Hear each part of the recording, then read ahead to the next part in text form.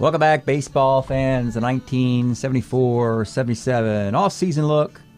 This is part 4 of looking at the carry-on players of our league.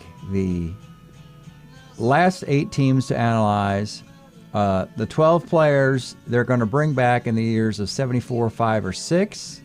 We want to see if they get better internally before the team adds more players to the roster in the draft. We finished up last week with Philadelphia, so alphabetically we're going to go to the next team, which is Pittsburgh. So just to review, we have the 6 players of 74, the 4 players of 75, and the 2 players of 76. If we find an improvement, we want to highlight it, and then we'll take a look at the stats on Baseball Reference to back that up. The Pirates are a strong team, as you can imagine.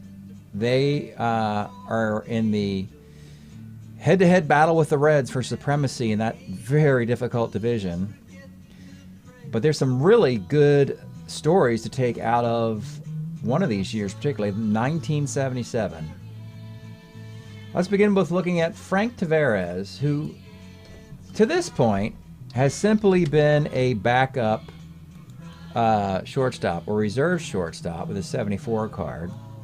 But good news for Frank is that in 77, he steals 70 bases. So it makes him a double-A stealer and gives the Pittsburgh Pirates some much-needed speed to compete with the speed of the Cincinnati Reds. So that is an option, though it might not be explored because there's better options.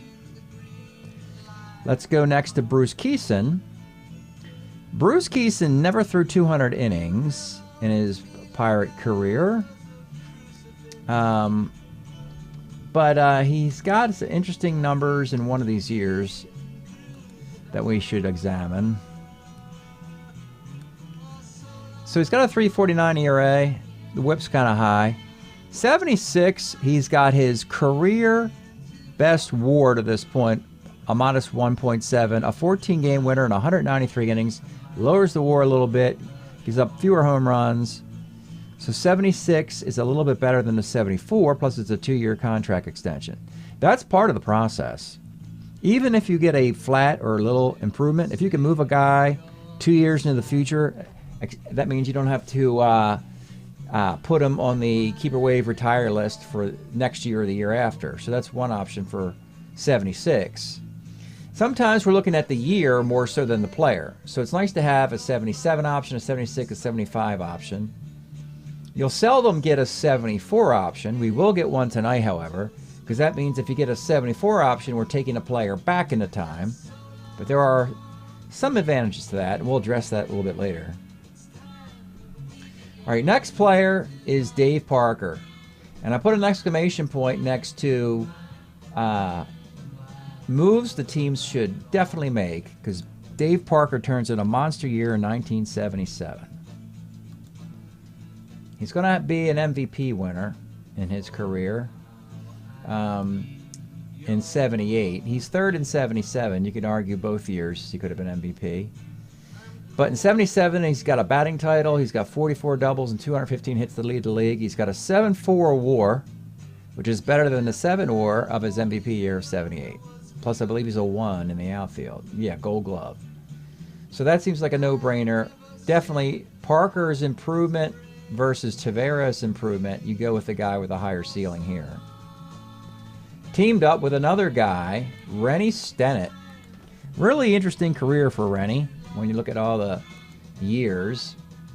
So he had a 71 card as a Pirate where he hit 353.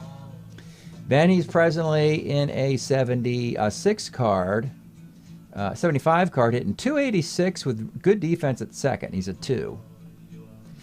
So he's doing both things well. In 71, he couldn't field. 75, he can field and hits not as good. But in 77, he does it all. He's hitting 336. This is the year he had that 7-for-7 game in Chicago. He's a 1 second baseman. I don't know why his WAR is only 3.3. Doesn't make a whole lot of sense to me. I guess it's the number of games played. Yeah, he only had 116 games played. But you got a 336 1 second baseman for the Pirates, and he's on the MVP list as well. So That could be what they do in 77. If there's no rookies, or if the rookies of 77 can be delayed a year, you go Parker, Stennett, and you get a couple 338 hitters on your team. That is how to catch the Reds in a short race there. Next player is Candelaria. Now with this one, it's more about getting him to pitch on 3 days rest. They had Rooker last year doing it, but Candyman didn't with his 75 card, even though it was very good. Now he can in 76 and 7. We know about 77. The good news is 76, his stats are comparable.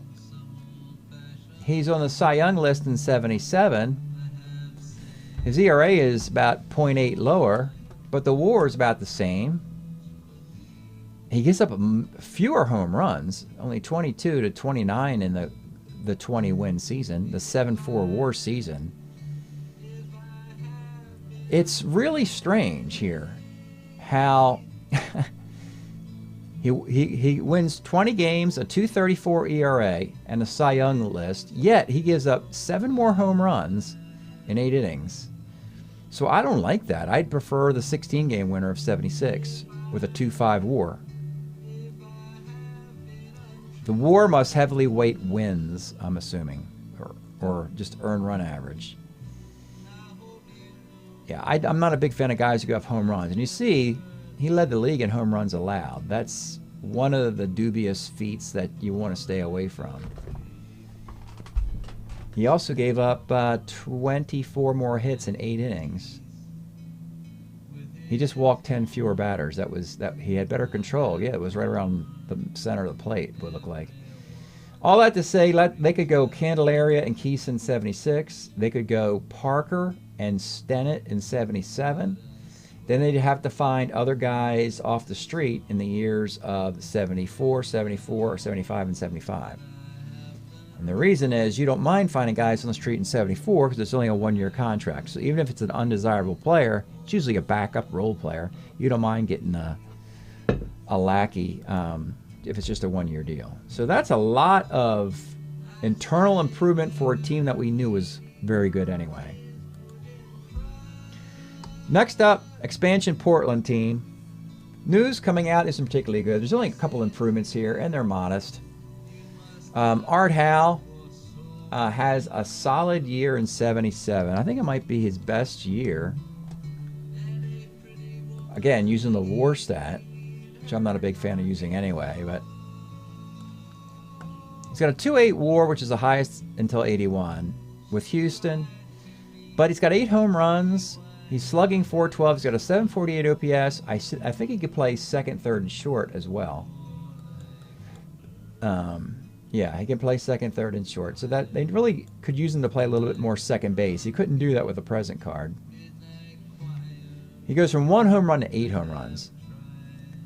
So that would make a lot of sense to extend Art Howe. And that's a 4-year extension.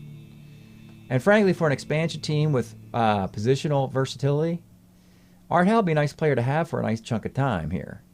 He was with Houston the whole time, and they liked him.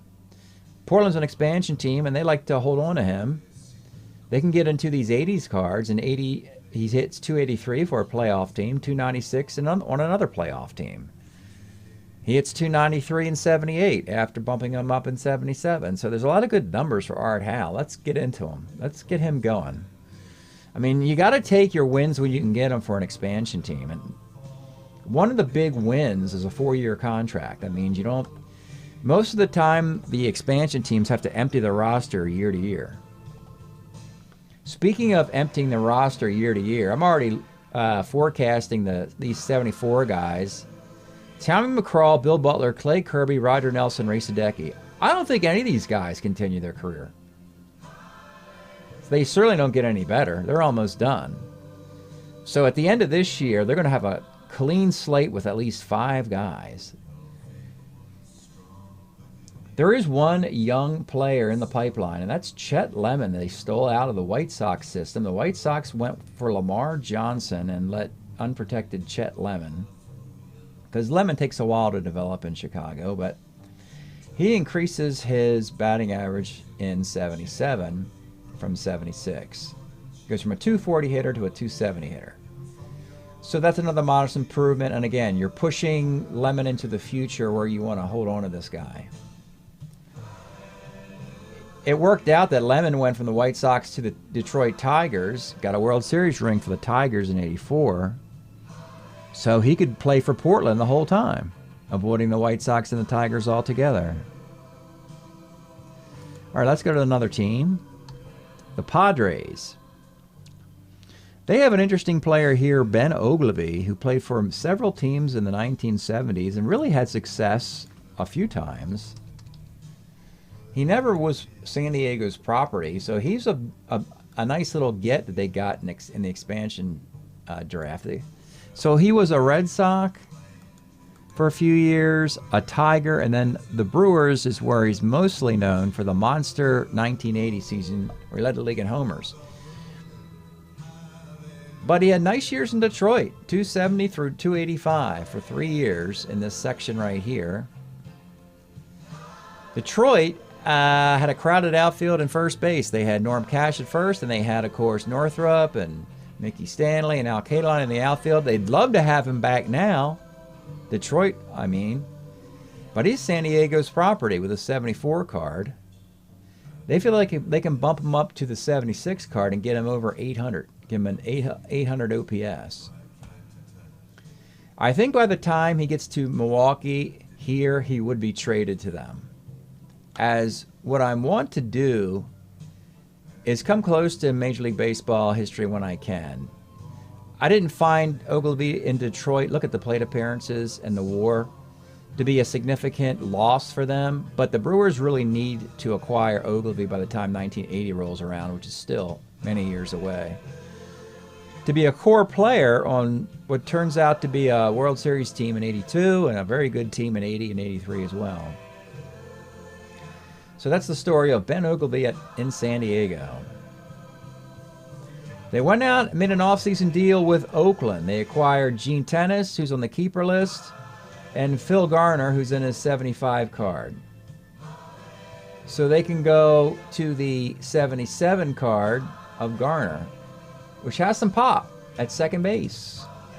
They lost, or they got rid of Dave Roberts because he had his one good year in '73. Then he becomes a liability. But Phil Garner has some pop here. In '77, old Phil's got 17 dingers, a 766 OPS, has a nice year with the '79 Pirates winning a World Series. And he goes to the '80s, has even more nice years. '82 with Houston's nice. How far does he go and with success here? I think '86 Houston, he's got a nice year as well. Phil Garner. So let's go 77 Garner for the Padres. That's 2 players. This is a good get. The much maligned Padres just did not produce anything in the 70s. They won't produce anything until Tony Gwynn arrives. But to have 2 players like Ogilvy and Garner, other people's property, and have them play well for them, it might have them climb the ladder a little bit in the National League West, where they are clearly behind the 8 ball. We got Mike Ivey's 75 card where he's got a lot of a utility role. He can play catcher, outfield, first, and third. But the bat's terrible. 76, the bat gets a lot better. He might not be as versatile, though.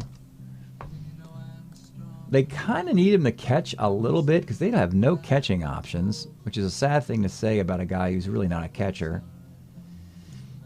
But 75 Ivy had catcher listed. But the rest of the time, it's just first base. And then 79, a little bit of third base, but no more catcher. So you got Nate Colbert at first base.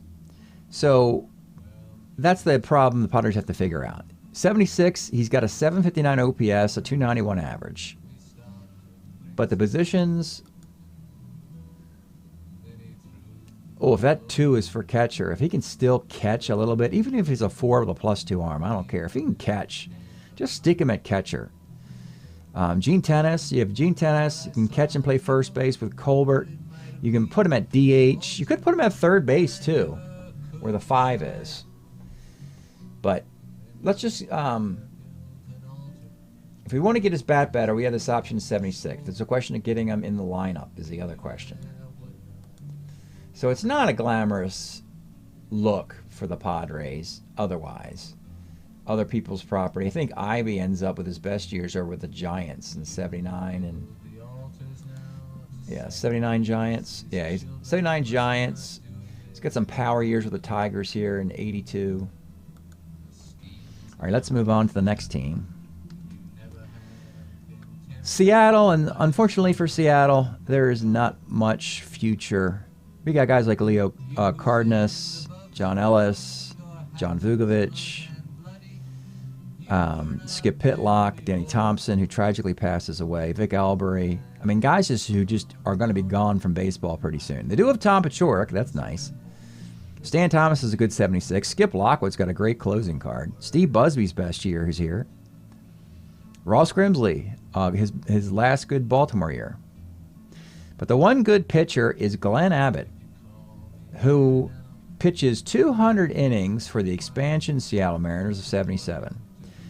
So you could make him theoretically the first official Seattle Mariner, as of course Seattle doesn't exist until 77. That's a 4-year contract for Glenn. He would pitch all the way through at least to the 77-80 season for them. By that time, Grimsley and Busby will be gone. That's the only improvement. That's not good news. Next up, the Giants. This is a pretty stacked team already. I know that Robertson, Barr, Charlie Williams, Von Joshua, Chris Spire, Lavelle, Montefusco, they're already in their best card, so I wouldn't expect a lot of improvement. Haliki has 2 nice improving cards.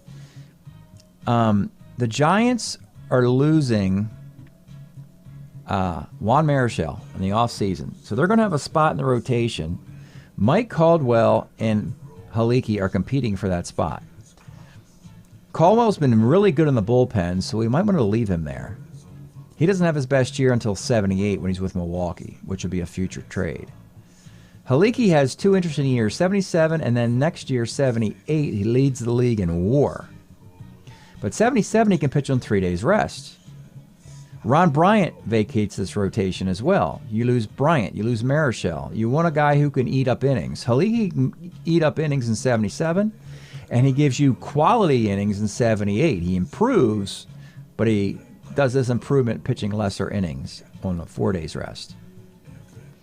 So Haliki, you could wait till next year, and then you'd have 2 different choices to make, 77 or 78.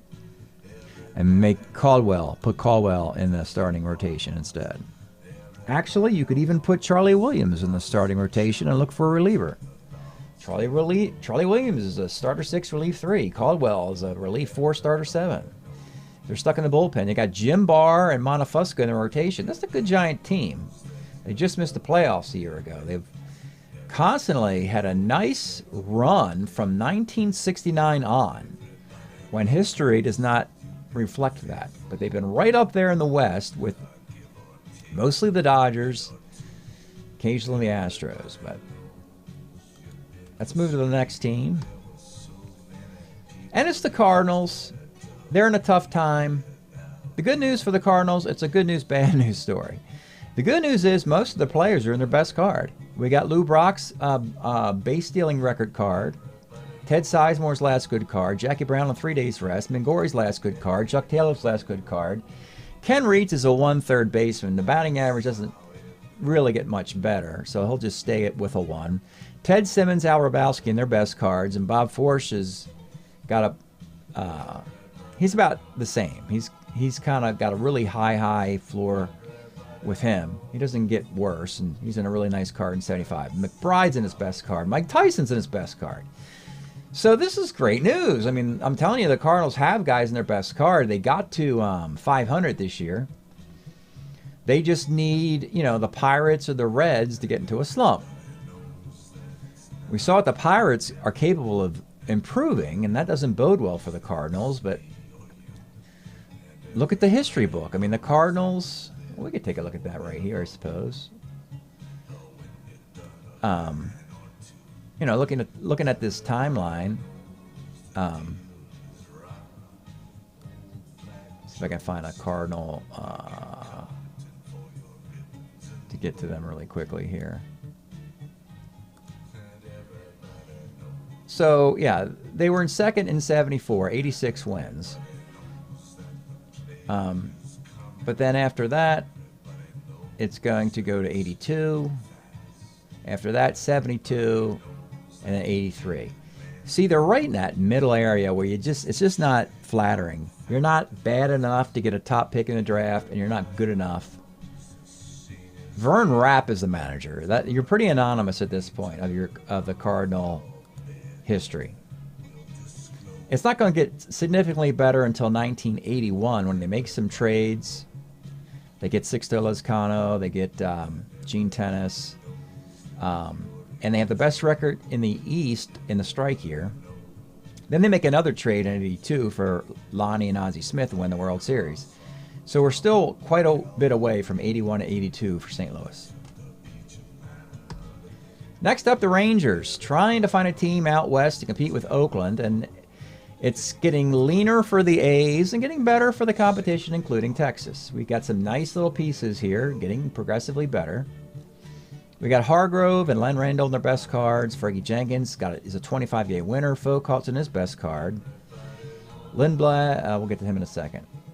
But Jim Sundberg hits 291 in 77. I don't know where that comes from. I don't know what the defense is. I'm assuming it's at least a -1 arm. It could be a -4 arm. Jim Sundberg, one of the best defensive catchers of the 1970s. And here's the year of 77. Does he get a gold glove? He gets it in 78. No, he gets it in 77. So he's going to be a 1. 15th in the MVP list. How about that? Yeah, you want to do that. Get Sundberg. He'll slow down the speed of California, Oakland, and Seattle. Also, modest improvements. They traded for Mike Cubbage, who actually started with Texas, was traded to Minnesota. Now we have him on Texas, but his Minnesota years are slightly better as a left-handed second baseman with a little bit of punch at like a 260 hitter. Toby Harrah is in a very good card, but if you watch the games, and there have been many Texas Ranger broadcasts with the 75 card, if you followed the story, for whatever reason, Toby Harrah was committing all sorts of errors. He's a 3 E32 at short. That's slightly below average, but that's not terrible. But he was kicking ground balls all over the place. Maybe we just need to get him into a different defensive card to cure that. Well, 77, he's got 27 homers, 109 walks, and an 872 OPS. I'm assuming he's a third baseman primarily then. So that's probably why the power came, not having to play shortstop.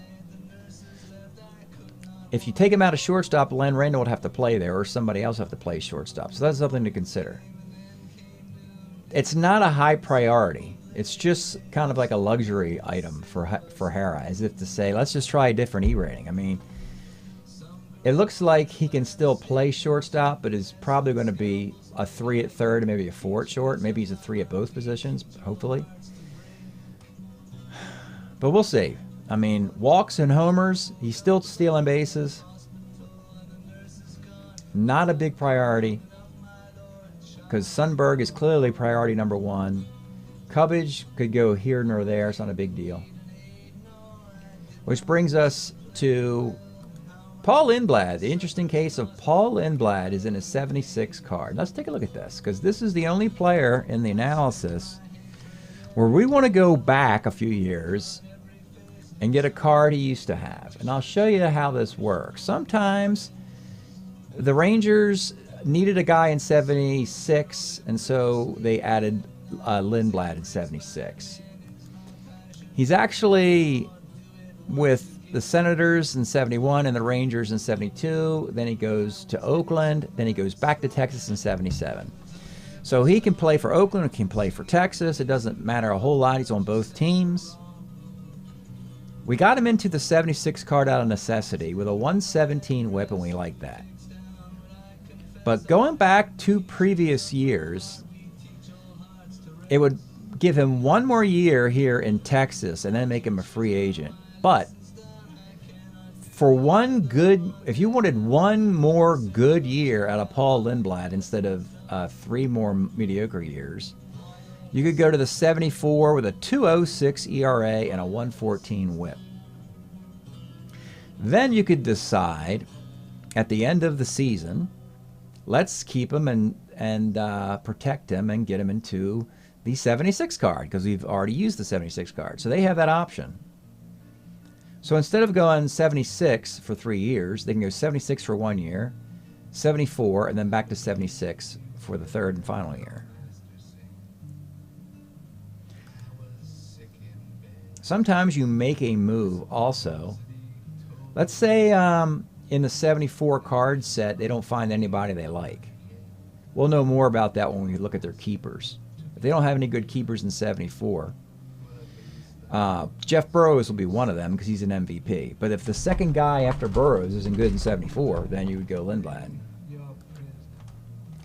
Plus, it's the only time you can do this move because next year, all the 74 cards will be done, so you can't do it with Lindblad anymore. It'll be 75, 76, 77, 78, and he just gets worse. Last team tonight, Toronto Blue Jays. Kind of some modest moves here. Kind of a flat team. They've been good traders. They've been finding good value in the draft. They've won the comp pick for roster utilization. They've been around 500. They've been to the playoffs. They've clearly exceeded the expectations as a team that really shouldn't be anywhere near 500 or the playoffs, playing in the American League East with Baltimore, Boston, and New York. Not to mention it, even when Toronto expands to 77, it's going to take 6-7 years before they're a competitive team. 83, 84, 85, those are the good years for the Blue Jays. But they got some nice pieces here. They've got Ed Kranepool hitting .323. Bird Hooton having a great year. We find a couple improvements. One of those is a curious one, but we'll take a look at it. It's Tim Foley. And you're thinking, Tim Foley, he was pretty much the same kind of player year in and year out. He was. But there's an outlier year in 76. Even with a negative WAR, which I don't get how he gets a negative WAR. Because I know he's a solid defensive shortstop. He's in .264 as an everyday shortstop. He's got 6 home runs. They give him power both ways. 6 homers isn't a lot, but the fact that they gave him power both ways is pretty significant, actually. It's the only year he has any power. Of course, in 79, he has this season with the Pirates, hitting .288. 291 with the Pirates. In 79 with the Pirates, this is another stat. In 594 plate appearances, he struck out 14 times. That is not a misprint. That's what guys did back in this day. I mean, they were the number 2 hitters for teams. Guys like Richie Dower in Baltimore, Tim Foley. These guys didn't strike out. Even Bill Buckner, batting champion, he hardly ever struck out. 14 strikeouts. In 76, this year we're talking about, he only struck out 33 times. How about the career? 399 strikeouts and over 6,000 at-bats. So that's your composite Tim Foley review. You probably weren't expecting when you tuned in tonight. But yeah, so he was an Expo. He stays in the Great White North. He'll be a Blue Jay for a while. And the last player tonight is Doyle Alexander. And Doyle got to the Blue Jays much sooner than he actually did. I think he's got a Toronto hat on in the picture there. There you go. So let's see when he does arrive in Toronto, actually. It's a while. You know, he's with Texas after leaving the Orioles and the Yankees, Atlanta, the Giants, Yankees again. He doesn't get to the Blue Jays to 83, but has a nice, he's with them when they are productive. 17 win seasons. When he runs out of gas, he ends up, I believe, with Detroit and has a monster year somewhere in here. with where's the 2-team one? He's got a 2-team. There it is. So he splits 87 between the Braves and Tigers. Tigers win the American League East. He's 9-0 with a .153 earned run average. So, yeah, he's had some nice years in his career. He's not with the Blue Jays yet, but we like the 77 Texas card, a 1.27 whip. More importantly, 237 innings to eat. He eats innings here. He won't eat innings again until 1980, when his ERA is 4.20. So that would be a good card for the Blue Jays to get. Doyle Alexander, Tim Foley. And with that, this concludes looking at all the teams' internal players to carry on with a different card. When we pick up the series next week, we're going to begin the most critical analysis of the offseason, and that is the keepers. That is all the players teams want to keep, and this is really critical because you got to make sure you can spread them out over the 4 years. 4 keepers per team, got to identify which is the best year. If you have 3 guys and they're all good in only 1 year, you're in trouble because someone is going to get left out in musical chairs and have to find a different year, and it might not be a productive one. So we will start lighting up these little boxes. Next week, we'll do this for a series of 4 weeks, and then we'll have a pretty good idea of what to do when it's time to draft. We've looked at the 12 current carry-ons and 4 of the 8 guys predictably to draft, which is 16 guys on a 20-man roster, which just leaves the other 4 players who would be rookies, undrafted free agents, guys claimed off of waivers, to make up the rest of the roster before the season begins. So, thanks for checking out the Carry On series. We'll see you next time.